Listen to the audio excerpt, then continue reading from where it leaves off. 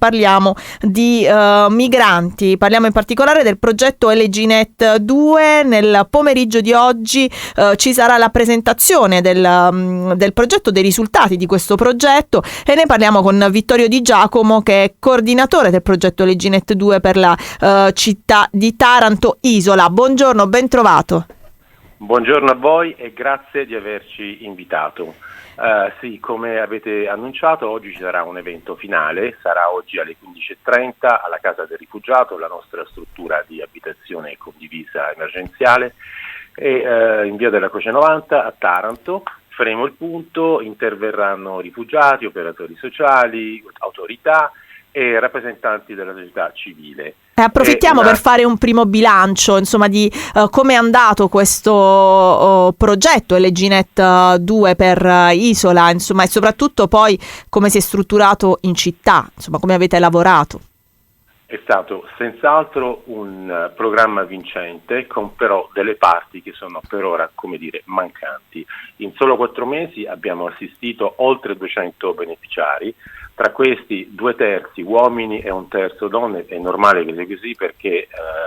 in queste situazioni il più delle volte le donne preferiscono restare a casa, i mariti emigrano in cerca di lavoro e inviano del denaro a casa. Il punto fondamentale di questo progetto è stato quello di costituire una rete, ed è stata quindi la prima volta che ciò è stato fatto. Infatti il progetto è un progetto pilota che noi ci auguriamo possa continuare, pare proprio che sarà così, perché comunque è un'emergenza che continuerà a pesare soprattutto sui comuni in tutta Italia. Basti pensare che in quest'anno sono aumentati di 1/3 i rifugiati arrivati in Italia, sono passati da circa 100.000 a oltre 157.000, quindi c'è una continua affluenza nelle nostre città di queste persone che comunque hanno bisogno di trovare, al di là dell'accoglienza, un futuro vero e proprio, perché comunque permangono da noi e devono trovare una loro autonomia di tutti i tipi, cioè abitativa, lavorativa, devono in qualche modo fruire di tutti i diritti di cui anche noi fruiamo, e però devono farlo con le loro gambe, perché proprio questo è il nostro obiettivo: cercare di rendere loro in qualche modo indipendenti e poter vivere una vita normale, anche magari ricostituita con la famiglia a casa nostra, perché ormai sono da noi. Perché LGNet? Cioè, cosa ha di diverso questo tipo di programma europeo rispetto ad altri programmi di integrazione dei migranti che arrivano sul nostro territorio?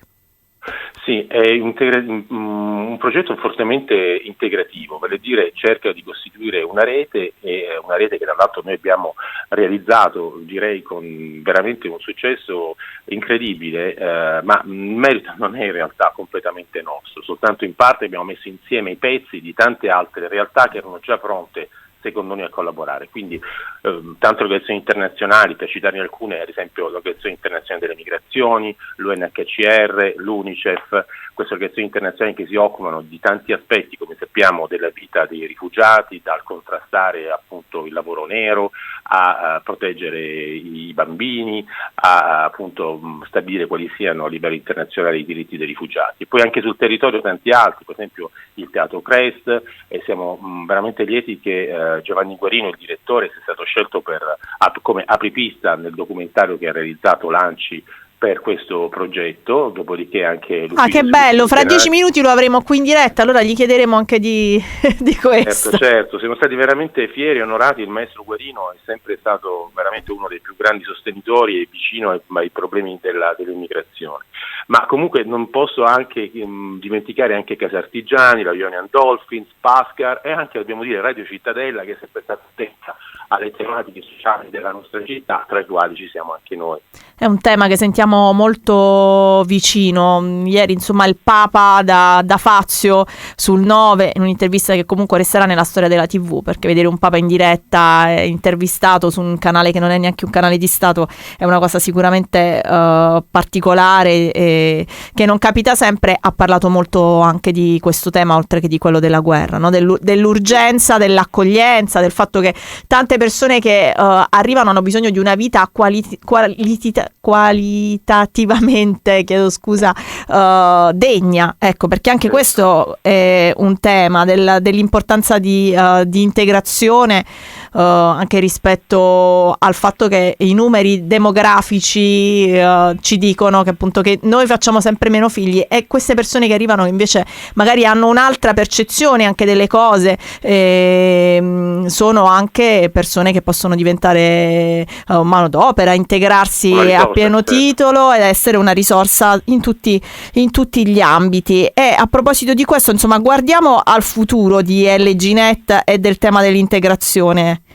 di Giacomo. Sicuramente il programma, non so, posso dare la certezza al 100%, ma sono praticamente molto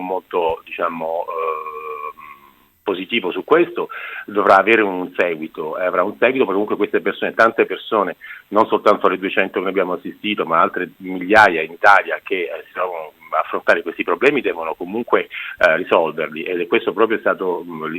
l'idea strategica dell'Unione Europea quando ha approvato questo progetto, con l'idea di integrare queste persone come esigenza prioritaria per rendere più sicure e inclusive le nostre città. Quindi il problema esiste, dovrà essere comunque affrontato, noi ci auguriamo in un'altra forma che si chiamerà LGNet 3, ma comunque è un programma che ha ancora delle parti mancanti, perché rimangono comunque delle difficoltà che non sono state comunque affrontate, oppure se non altro affrontate al 100%, tra cui, per citarne alcune molto importanti secondo noi, l'imparare la lingua italiana, che al di là di quello che noi possiamo fare offrendo dei corsi comunque gratuiti di lingua italiana, rimane anche un fatto culturale, perché hanno una tendenza, soprattutto quelle persone che provengono diciamo dall'Africa, di chiudersi tra di loro e quindi non imparano la lingua, restano sempre tra di loro, e questo provoca anche dei problemi molto gravi a livello di inserimento scolastico per i loro figli, anche di bambini che poi per assurdo sono nati in Italia, non essendo comunque, come sappiamo, considerati italiani. Sì, questa è un'altra macro storia di cui, se le andrà, parleremo anche prossimamente, insomma, il fatto che poi chi nasce in Italia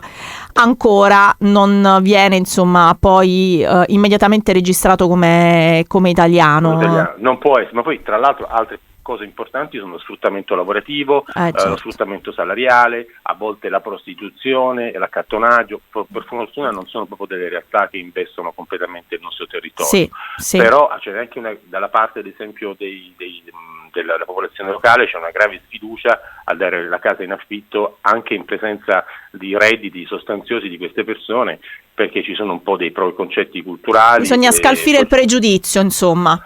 Sicuramente anche poi i ritardi alle valutazioni richieste d'asilo, per i ricongiungimenti, e poi il problema, come sappiamo, dei minori classificati da adulti, anche se in realtà sono fra la legge italiana dei minori. Certo, grazie per essere stato con noi a Vittorio Di Giacomo, e ricordiamo l'appuntamento appunto di questo